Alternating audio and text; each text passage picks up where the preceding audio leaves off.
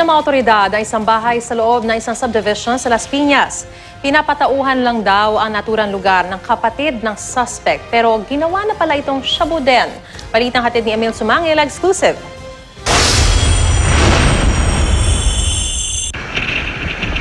Mula sa main gate ng BF Resort Village sa Las Piñas City, may 5 minuto ang biyahe papasok sa target area.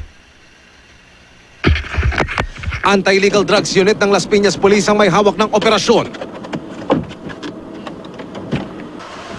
Ang target, ang bungalow-type residential property na ito. Inabot ng raiding team sa loob ng silid si Rowena Orsine, pero ang kinakasama niyang si Roman Alvarez nakatakas.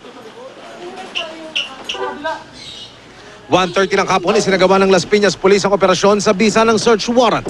Nakarecover ang mga pulis ng mga drug paraphernalia at sachet na naglalaman ng shabu. Sobrang gipit lang kami. Kaya pinasok niya yung ganyan kasi hindi na siya pinapadala ng kapatid niya galing, yung di na nagpapadala ng pera galing Japan. Ayon sa Las Piñas Police, pinapatauhan lang sa nakatakas na si Roman ang property na ito ng kapatid na nasa Japan. Ang hindi raw alam, ginawa na itong shabu din ng magkalivin at ang mga parokyano karamihay kilala sa Southern Metro Manila.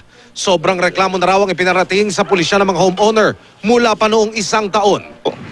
Naiinis na sila sa mga come and go na mga kliyente ng bahay na to. Maraming cross-customer kasi dito, night and day. Wanted din daw si Roman sa kasong frustrated homicide. Katok ng sikmura, pero hindi naman yan ang maging dahilan upang tayo mag-involve dyan sa illegal na drugs na yan. Nananawagan ng Las Piñas Police sa nakatakas na si Roman na lumantad na para hindi na maging komplikado ang sitwasyon. Emil Sumangil, GMA News.